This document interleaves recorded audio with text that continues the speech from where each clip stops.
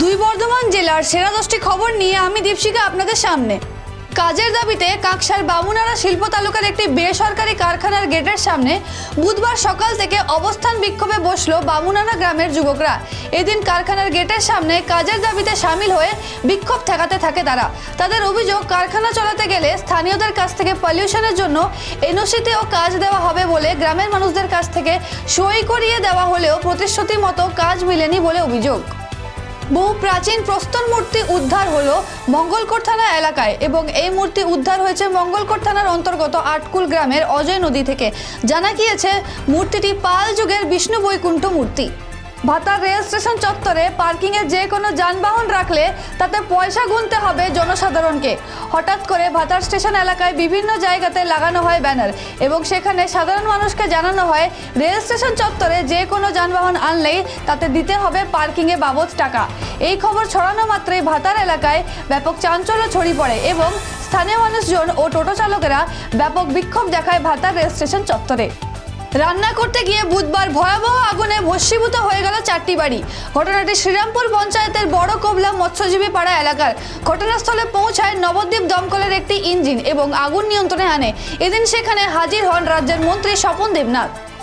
বর্ধমান দুর্গাপুর লোকসভার বিজেপির যুব মোর্চার সাধারণ সম্পাদক কৌশিক কুন্ডু আজ কীর্তি আজাদের হাত ধরে ডাঙ্গাপাড়ায় তৃণমূল কংগ্রেসে জয়েন করলেন। আসানসোলের চৌরঙ্গি ফাঁড়ির অন্তর্গত চৌরঙ্গি ফাঁড়ির পুলিশ ও কেন্দ্রীয় বাহিনী রুট মার্চ বুধবার শবনপুর, লক্ষ্মণপুর, দামাগড়িয়া, দেবীপুর সহ চৌরঙ্গি ফাঁড়ির অন্তর্গত বিভিন্ন এলাকায় রুট মার্চ করা হয়। মূলত লোকসভা নির্বাচনকে সুষ্ঠু শান্তি শৃঙ্খলা বজায় রাখতে এই রুট মার্চ করা হয় বলে জানা যায়। আসানসোলের ইসিএলের সোদপুর এরিয়া চীনাকুড়ি কয়লা খনির 1 নম্বর পিটে মঙ্গলবার খনিতে কাজ চলছিল ঠিকা সংস্থার তত্ত্বাবধানে। খনির উপরে ডুলির ওঠানামার যন্ত্রাংশ ভেঙে পড়ে দুর্ঘটনা ঘটে। দুর্ঘটনায় মৃত্যু হয় 2 ঠিকা শ্রমিকের। বুধবার সকালে খনি চত্বরে সমস্ত শ্রমিক নেতৃত্বরা ক্ষতিপূরণের দাবিতে সরব হন। এদিন উপস্থিত ছিলেন বিজেপির জেলা সভাপতি বাপ্পা চ্যাটার্জি, কুলটির বিধায়ক অজয় পোদ্দার, কুলটির প্রাক্তন বিধায়ক উজ্জ্বল চ্যাটার্জি তথা বাম নেতা বংশগোপাল চৌধুরী।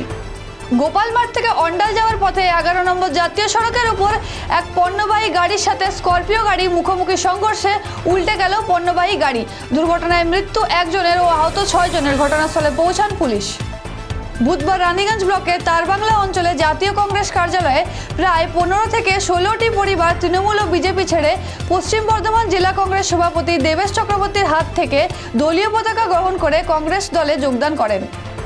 লোকসভা নির্বাচন যত এগিয়ে আসছে সাধারণ মানুষের গুচ্ছ অভিযোগ বেরিয়ে আসছে। এরই ধারাবাহিকতায় রানীগঞ্জের 91 নম্বর ওয়ার্ডের দীর্ঘদিন ধরে মানুষ রাস্তার বেহাল দশায় ভুগছে। এই বিষয়টিকে কেন্দ্র করে স্থানীয়রা ভোট বয়কটের দাবি তুলে। দুই বর্ধমান জেলার সেরা 10টি খবর এখনকার মতন এই পর্যন্তই। পরবর্তী খবরের জন্য চোখ রাখুন খবর বাংলা স্ক্রিনে। খবর বাংলা, খবরের খবরদারি।